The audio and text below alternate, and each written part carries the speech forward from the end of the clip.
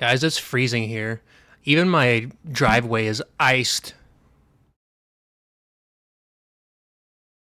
Yo, what's going on, everyone? Welcome back to the channel. It's your boy Jingle, and today we're talking Iced from DeGosser Video. Now, DeGosser Video is one of Vinegar Syndrome's partner labels, and they just released this as part of their Black Friday sale, and I couldn't be happier. This one's been stuck on VHS forever. It was actually released in 1988, and I think there might have been some sort of like bootleg DVD of it, but people have been wanting this one to get an upgrade and the treatment that it deserves for a while now, and it turned out really good. Now, let me start off by showing you guys the packaging. So you get this really awesome slipcover of the killer with his broken ski mask, about to take out one of the babes in the movie. And then on the back, you get this bloodied snowman that says Jeff was here. Now, this slipcover edition is sold out, unfortunately, but you can still get the regular edition, which I think is just as good. There isn't any reversible artwork on this, so that's usually the reason why I like having slipcovers, is to be able to display both of the artworks. But since it's the same one on the slipcover and the regular case, I think you can go for the regular edition here. Now, there's a ton of special features on, well, not a ton of special features, but there's some really interesting special features on here. You get a commentary track with the director and producer, and you also get some interviews with the directors, some of the cast, and image gallery, and etc. I checked out some of them, but I didn't go through all of them. I really like watching the director's stuff. He's very knowledgeable, and he's a very big horror fan. He compliments Ridley Scott very often, and the first film that he did was actually a parody of Alien, which is really interesting to me, and it looked pretty cool from the footage that they showed. And another pretty cool fact about him and some of the actors is they actually worked with Roger Corman, who is one of the B-movie gods of the horror movie industry. And he also said that when filming this movie, it was shockingly cold, which doesn't surprise me, given the setting, and it looks so cold out in this movie. They also had to rent ski mobiles to drag equipment and actors around, and they filmed this in just 18 days, which is insane to me. That's insanely quick in the movie-making business.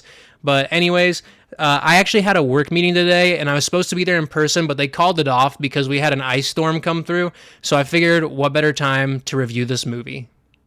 So the movie starts off, and it's this group of rowdy teenagers on a ski trip, and everyone is really slapsticky and having a great time. It almost reminds me of like the teenagers in Animal House. But this one guy, Jeff, is going absolutely crazy because the girl that he came with friend-zoned him for one of his buddies, and he decides to take off on his own, and he gets in a bad skiing accident, and then the time skips 4 years and we never see what happens to him.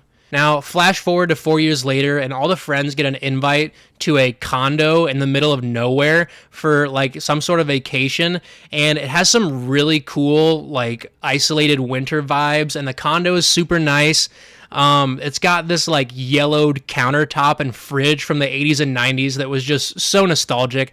I remember seeing stuff like that back then, so it really hit me in the nostalgia. There's also some super cheesy effects, and the blood is like, they did not have the right blood recipe. It's like an orangish red, and it just adds to the cheese even more, in my opinion. Now, there's some really cool shots where, like, the camera is pointed through the broken ski mask, like, stalking the friends, and it's so effective, and it gives such an ominous feeling that I absolutely love that. Now, this also has a ton of nudity, and it pushes borderline softcore corn, which is just crazy to me. There's also weird daydreaming, like, sex scenes that keep appearing throughout, and the ending has a super surprise twist, and there's some really fun like transitions between the kills and like everyday items. Like, for instance, there's a scene where a girl gets stabbed with an icicle, and right as she's about to get stabbed, it transfers to a guy ice picking some ice that he's getting for a drink, which I thought was really clever. And there's also this like ominous soundtrack that plays whenever someone's about to die, and you just know it's coming, and it really adds to the cheese of the movie. Now, there's a very surprise ending to who the killer really is. And then there's a time skip, and then there's another twist ending, which I just thought was a really nice touch. This movie actually really blew me away for what it is. Now, the restoration isn't that great, but it adds to the shot on video vibe, which I really enjoyed. Now, I've become more into the shot on video stuff over the years, and this might be one of the best ones I've ever seen. If you guys haven't seen Iced, you absolutely need to. It was a banger. You might not be into it. It's really cheesy and cheaply made. I think the director said that he estimates they had like $150,000 budget, and that's including like even paying the actors and everything, which doesn't seem like a lot. But overall, I really enjoyed it, and I think you guys should pick it up before it sells out from Vinegar Syndrome.